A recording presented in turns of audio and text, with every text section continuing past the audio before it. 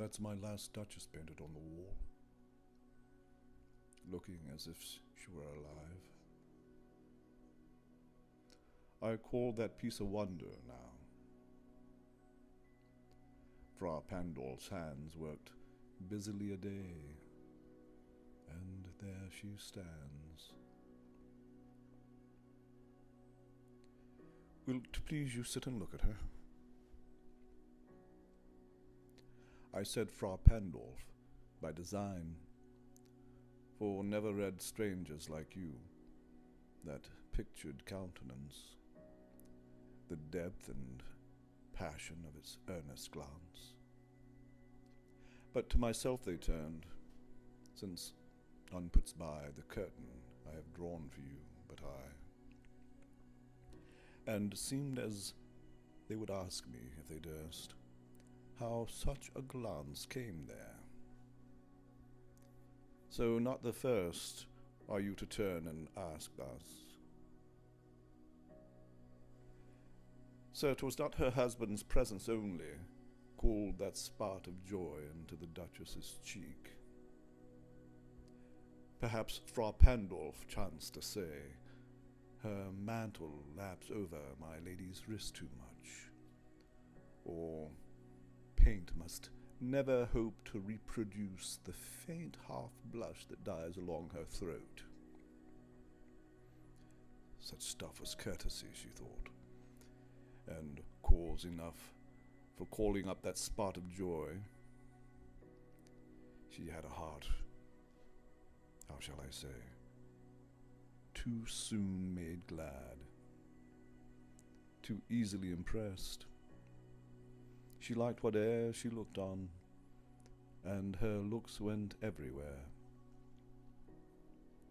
Sir, 'twas all one, my favour at her breast, the dropping of the daylight in the west, the bough of cherries some officious fool broke in the orchard for her, the white mule she rode with round the terrace, all and each would draw from her alike the approving speech, or blush at least. She thanked men, good, but thanked somehow, I know not how, as if she ranked my gift of a 900 years old name with anybody's gift. Who'd stoop to blame the sort of trifling?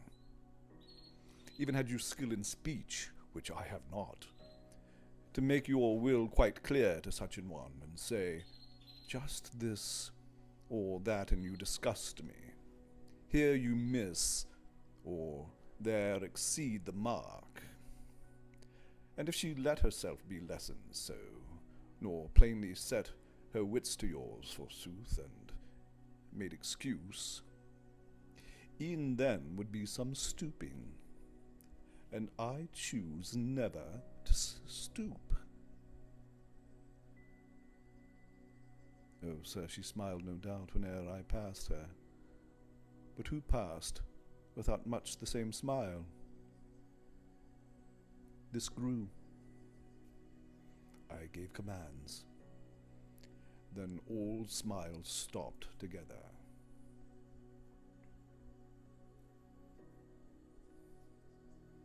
There she stands, as if alive.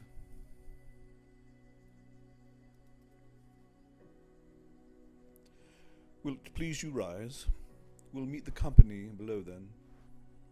I repeat, the Count your master's known munificence is ample warrant that no just pretence of mine for dowry will be disallowed, though his fair daughter's self, as I avowed at starting, is my object.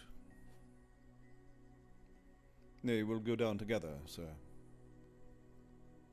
Notice Neptune, though, taming a seahorse, thought a rarity, which Claus of Innsbruck cast in bronze for me.